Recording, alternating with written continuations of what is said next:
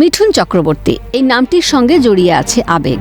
বড় পর্দায় তাঁর এন্ট্রি মানেই ধামাকা। বাংলা হোক বা হিন্দি, সব ক্ষেত্রেই অবাধ বিচরণ ডিস্কো ড্যান্সারের। 2022 তাঁর অভিনীত প্রজাপতি নিয়ে কম বিতর্ক হয়নি, তবে ছবির সাফল্য আটকাতে পারেনি সমালোচকরা। সাফল্যের পর থেকেই প্রজাপতি 2 এর জন্য মুখিয়েছিলেন দর্শকরা। উল্টো রথেই অপেক্ষার অবসান। অভিজিৎ সেনের পরিচালনায় শুরু হলো প্রজাপতি 2 সিনেমার শুটিং সেটের একগুচ্ছ ছবি শেয়ার করেছেন দেব। হাতে প্রজাপতি 2 এর ক্ল্যাপবোর্ড। শীতের জায়গায় যে শুট করছেন তা বলে দিচ্ছে দেব আর মিঠুনের পোশাক।